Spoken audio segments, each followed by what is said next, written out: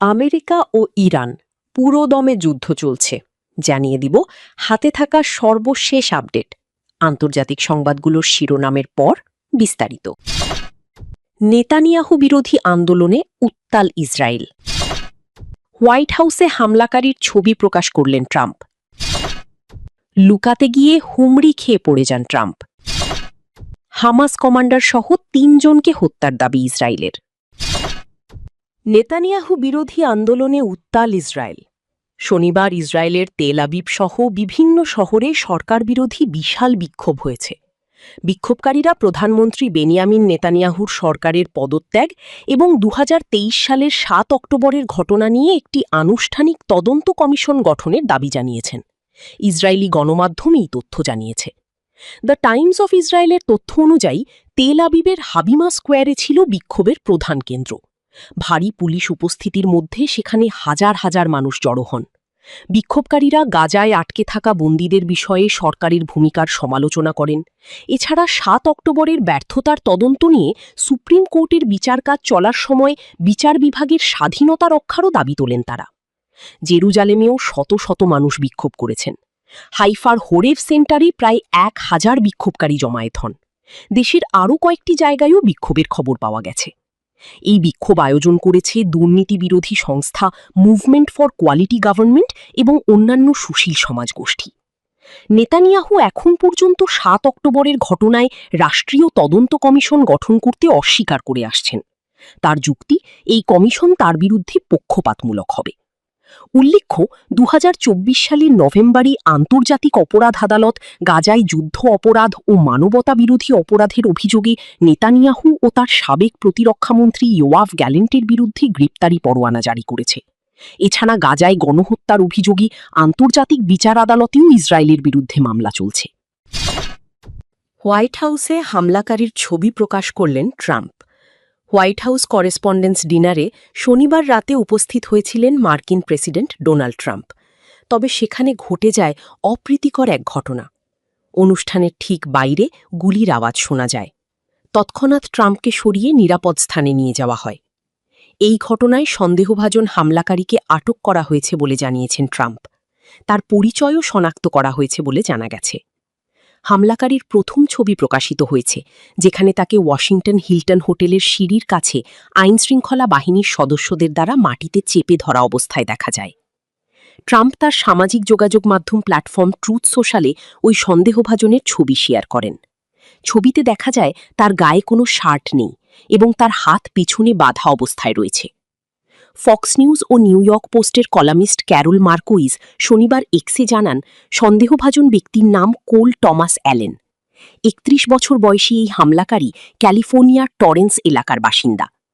সাংবাদিকদের সঙ্গে কথা বলার সময় ট্রাম্প জানান, সন্দেহভাজনের কাছে একাধিক অস্ত্র ছিল। সিক্রেট সার্ভিস তাকে আটক করার আগে একজন কর্মকর্তাকে গুলি করা হয়, তবে তিনি বুলেট প্রুফ ভেস্ট পরা থাকায় রক্ষা পান। সূত্র এনডিটিভি। লুকাতে গিয়ে হুমড়ি খেয়ে পড়ে যান ট্রাম্প। যুক্তরাষ্ট্রের ওয়াশিংটন ডিসিতে এক নৈশভোজে গুলির শব্দের পর জরুরি ভিত্তিতে প্রেসিডেন্ট ডোনাল্ড ট্রাম্প ও ফার্স্ট লেডি মেলানিয়া ট্রাম্পকে সরিয়ে নেওয়া হয়।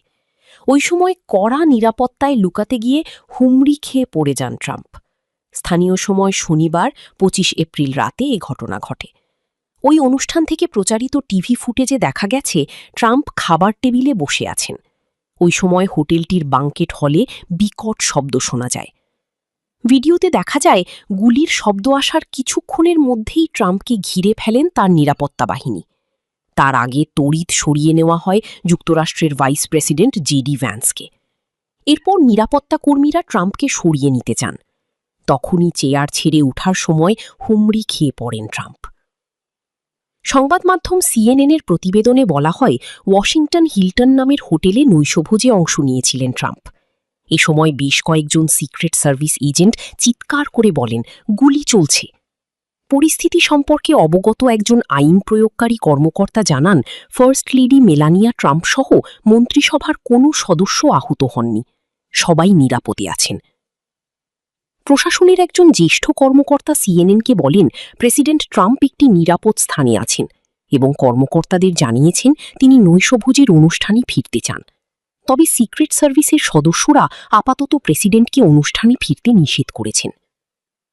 মার্কিন প্রেসিডেন্টের দপ্তর হোয়াইট হাউসে যেসব সাংবাদিক কাজ করেন তাদের নিয়ে প্রতি বছরই নৈশভোজের আয়োজন করা হয়। সেখানে সাংবাদিক ছাড়াও মিডিয়া অঙ্গনের তারকারাও ছিলেন। গুলির ঘটনার পর তাদের সবার মধ্যে আতঙ্ক ছড়িয়ে পড়ে। নিরাপত্তা বাহিনীর এক সদস্য বার্তা সংস্থা এপিকে জানিয়েছেন, এক বন্দুকধারী হোটেলটিতে এসে গুলি ছোড়ে। তবে তাকে হত্যা করা হয়েছে কিনা সেটি স্পষ্ট করেননি তিনি। এই ঘটনার পর ট্রুথ সোশ্যালে একটি পোস্টে ট্রাম্প মার্কিন সিক্রেট সার্ভিস এবং স্থানীয় আইন প্রয়োগকারী সংস্থার প্রশংসা করেছেন। হামাস কমান্ডার সহ ৩ জনকে হত্যার দাবি ইসরায়েলের। ফিলিস্তিনি প্রতিরোধ গোষ্ঠী হামাসের আরও ৩ যোদ্ধাকে হত্যার দাবি করেছে ইসরায়েল। দেশটির সামরিক বাহিনী জানিয়েছে, নিহতদের মধ্যে একজন ছিলেন একজন কমান্ডার, যিনি ২০২৩ সালের ৭ অক্টোবর হামাস নেতৃত্বাধীন হামলার সময় ইসরায়েলে অনুপ্রবেশ করেছিলেন। বিবৃতিতে কোথায় বা কখন তাদের হত্যা করা হয়েছে সে বিষয়ে বিস্তারিত কিছু বলা হয়নি। এই বিষয়ে হামাসের পক্ষ থেকে তাৎক্ষণিক কোনো মন্তব্য পাওয়া যায়নি। ২০২৩ সালের অক্টোবর থেকে গাজায় আগ্রাসন শুরুর পর থেকে ইসরায়েলি বাহিনী অন্তত ৭২,৫৮৫ জন ফিলিস্তিনিকে হত্যা করেছে বলে জানা গেছে। নিহতদের বেশিরভাগই নারী ও শিশু। গত বছরের অক্টোবরের তথাকথিত যুদ্ধবিরতি চুক্তির পর থেকে গাজায় ইসরায়েলি হামলায় অন্তত ৮০৯ জন ফিলিস্তিনি নিহত হয়েছে। তথ্যসূত্র আল জাজিরা।